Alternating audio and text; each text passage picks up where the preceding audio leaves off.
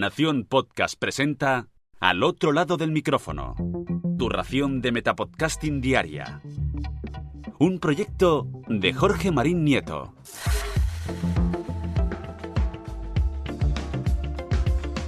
Hola, mi nombre es Jorge Marín y esto es Al otro lado del micrófono. El pasado 3 de diciembre, Zach Renaud-Widen, fundador y jefe de producto de Google Podcast, reveló una nueva funcionalidad de Google Podcast a través de su cuenta de Twitter.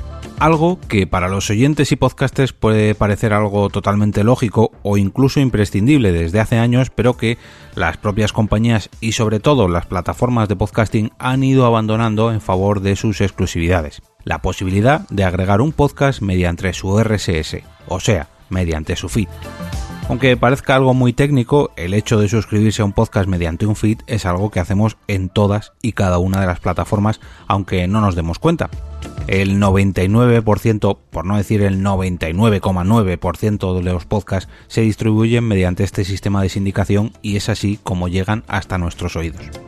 Sin embargo, las aplicaciones y las propias plataformas de podcast no quieren que pasemos tiempo fuera de ellas y cada vez tienen esta opción más escondida o incluso deshabilitada en algunos casos.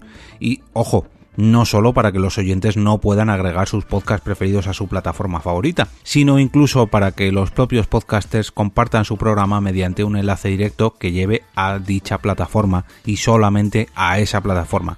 Nada de llevarse su podcast a otro sitio mediante un RSS. Pero ojo, que no es oro todo lo que reluce, o bueno, mejor dicho, no todo el mundo ve bien la implementación de este cambio en Google Podcast.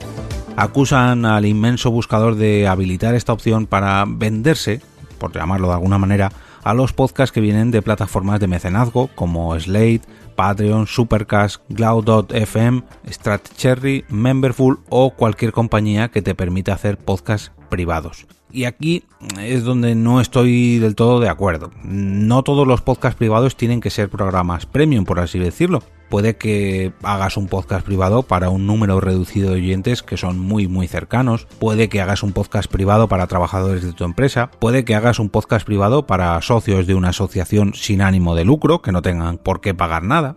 En mi opinión, esto de ver esta novedad como en un catalejo anti-monetización que tanto les gusta a algunos, pues no es muy acertado. Yo creo que es una nueva opción que no solamente deberían tener todos los podcasts, sino que debería ser algo que nunca se perdiera.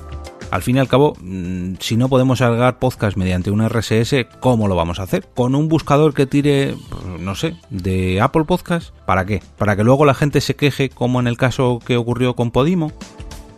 Aunque, bueno, a lo mejor en vez de Apple Podcast sería interesante que tirara de Google Podcast. Pero claro, habría que ayudar a Google a indexar todos nuestros programas y volveríamos a dar la vuelta al círculo.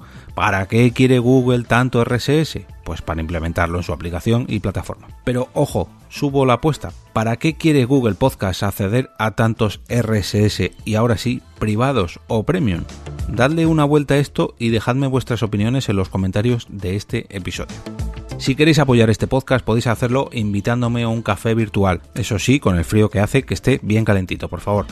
Podéis hacerlo a través de mi perfil en Ko-fi entrando en jorgemarinieto.com/café. De esta manera haréis sostenible este proyecto de Metapodcast diario y de paso os convertiréis en patrocinadores del próximo capítulo número 300, que ya lo estoy preparando. Y por si esto fuera poco, también tendréis acceso al grupo privado de Telegram para mecenas del programa, donde preparo los episodios titulados Buzón de Voz.